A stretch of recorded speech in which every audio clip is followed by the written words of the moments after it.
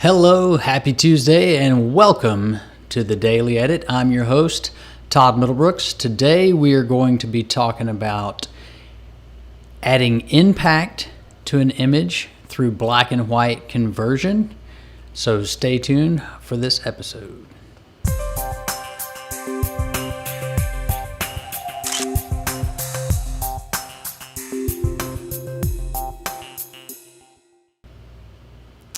Okay, now that we have this formal intro out of the way, I wanted to start off this episode with a dad joke. Okay, admittedly, I love dad jokes. I am in that age demographic for dad jokes. So, but when a dad joke crosses path with photography humor, that's the best of both worlds. So I came across this on one of my favorite dad joke Instagram accounts the other day and had to share it with you guys. I hired a landscape gardener, but he said he couldn't help because the garden was portrait. Okay, sorry. I thought that was funny. Today is Tuesday, and it's election day here in the United States. So we are voting today. You'll see I've got my voted sticker here for the state of Georgia. So I'm proud of that. Won't get too political, but I will say that I do encourage everyone to exercise their right to vote, and that is the best way, at least in our country, to have your voice or make your voice heard, is to do so by voting. To that end, I want to talk today about adding impact to a rather plain or boring or just regular image using black and white. So black and white, a little bit of structure will create a look, and this look is it's not for everybody, and it's not for every image, certainly. But when you're trying to add just a little bit of impact or create a little more focus or just kind of change the tone of an image a little bit, this method will work for that. So let's get into it. Every time I lose my phone. There we go. Okay, so here's the image that we're going to be working with today. This was an image that I snapped right after leaving the polling place, right after voting. And I got the idea to create this photo based on, just kind of the times that we're in right now. Politically, our country's in just a crazy place right now. It's an interesting time.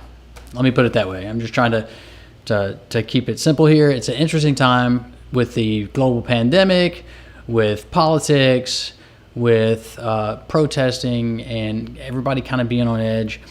I thought this was the image that I had in mind. So I took the sticker that I got from voting and I stuck it right on top of the mask that I felt was necessary or made me a little more comfortable being in public in a polling place. And I kind of combined the two to create this image, which I think with the edits that we're going to work on today turned out pretty powerful to be just a quick selfie snapshot. So here's what it looks like before, and as we've done in the past, I'm just going to revert those edits, and this is the image that we started with, or that I started with. It's selfie mode. It's the front-facing camera on the iPhone, and at the time it was like, I'll stick my sticker on my mask, and it'll be kind of a funny, and I'll take this photo. But then I realized that black and white has a way of kind of focusing or creating interest that or impact too that color photos sometimes can't. Sometimes color and saturation help tell the story of an image, and sometimes they detract. And a lot of times with portraiture or street photography or any kind of emotional image capturing. Black and white can add a lot of impact, and so that's the basis of today's edit. So let's get into it. Normally, I say that I would crop last, right before the last few steps, but I know that I want to get rid of some of this surrounding area in this image. I kind of want to adhere to the rule of thirds as much as possible, getting my eye line close to that top third of the image. That may or may not be possible depending on how much you want to preserve around the edge of your image. But I like this crop, and that's similar to what we had in the after photo, and so I'm going to go with that. And again, there's a lot of options when it comes to the tools in Snapseed. So we're going to go into the black and white, and you'll see there's a lot of options across the bottom: neutral, contrast, bright, dark, and even further within Snapseed's black and white options. So there are filters. So you have let's get back to black and white. So you've got these presets here, and I kind of like a lot of contrast, but in this case, I don't know. It looks good, but it does create a little too much contrast, so we can tone that back just a little bit. Actually, you know what I did first? I think when I edited that image, I did do HDR. There we go. I did hit it with the HDR scape filter just to kind of balance the image, even though it wasn't for the sake of color. It was just to kind of brighten the face and create just a little more pop, which that does. So we will add the HDR scape first, and then we'll go back and add the black and white. And now the contrast filter looks a little bit better. Now again, black and white photography, even back in the film days, there were filters that and these filters are to filter out this particular colors. Even though it's a black and white conversion. So you can see how, I don't know, the red tones look decent, but I kind of like the neutral conversion. I don't like how the red filter makes the skin pop a little too much. So we'll stick with neutral.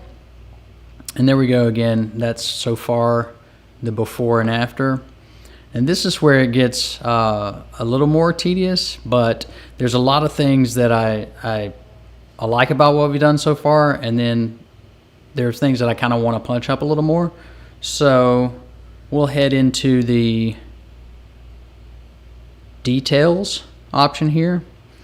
And again, this type of black and white image can handle a lot more structure, a lot more than you would typically put even into a portrait photo. It makes it pop, makes the skin pop, gives it a kind of a crispiness. What it also does though is you'll see, like in the mask there and in the hat, it kind of makes all the dust particles, everything, it sharpens every bit of that. Adds more structure to any little contrast area like that. So what I want to do to get rid of that is I'll go back and I'll commit that, and I'll go to the brush, and I'm going to use the dodge and burn tool. I'm going to make that -10. So again, this harkens back to the film days too. They would dodge and burn the actual negatives to create lighter and darker areas. So all you really need to know is, dodge makes areas lighter, burn makes areas darker, and the number there is the degree to which those changes are made. Now, because this is also darker areas that I'm gonna modify here, I'll hit the eyeball in the bottom right there, and that creates a mask that highlights the area that my brush is affecting. It just helps to see, and I can always zoom in, but it helps to see where I'm applying that adjustment.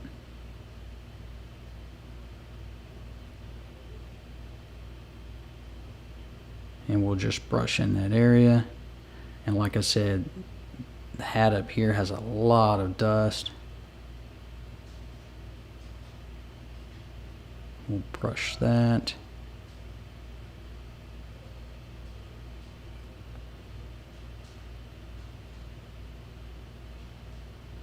I believe we'll have to go back over that with a little bit of an exposure adjustment as well, but this will give us a good start to darken and smoothen those dust areas a little bit. So there's our red mask. If we hit the little eyeball in the bottom right for the mask tool, you can see that looks a little better. Yeah, that looks pretty good.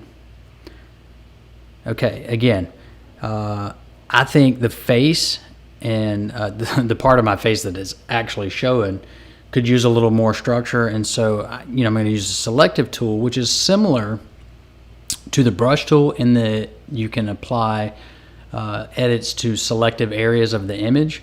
It differs in the fact that it kind of selects those areas of the image on its own. So if you hit the plus button and select the edit area and then pinch, again, it'll show you that red mask area. I'm not going to change the brightness here, so I'm going to scroll up with my finger. I kind of want to address the structure here and add just a little bit more.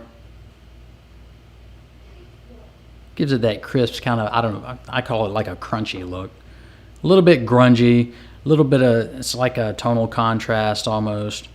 So that helps there. Now one more thing before we kind of apply vignette and darken the edges here is I do want to brighten the eyes. So I'm going to go back to the brush tool. I'm going to zoom way in here on the eye.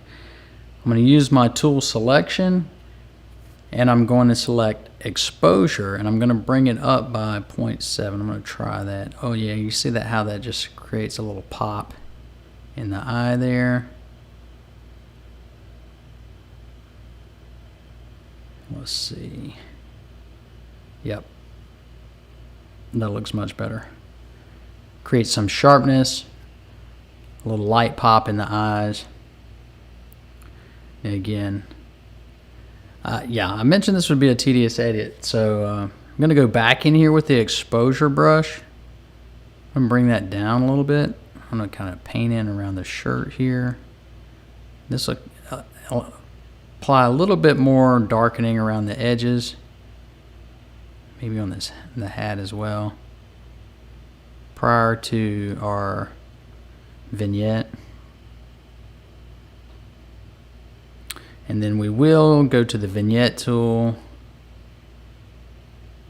Create a little more darkening around the edges. May even apply a little inner brightness on this one.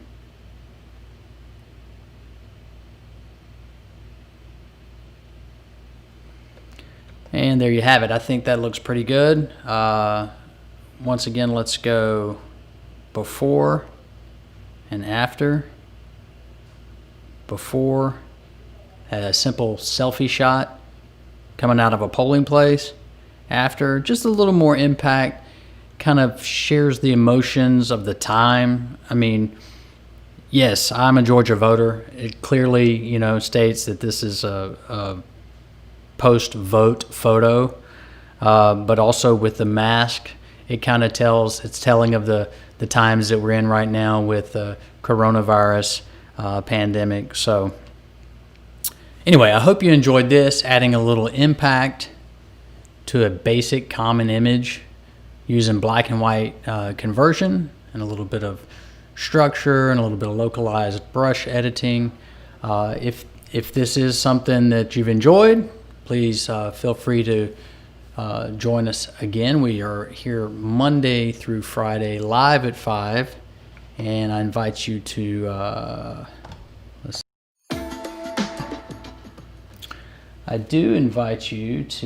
see. really want this to work because this is a cool. There we go. I invite you to subscribe to the channel and ring that bell notification if you want to be notified of future episodes when we go live. And I do appreciate you tuning in, and I will see you again next time.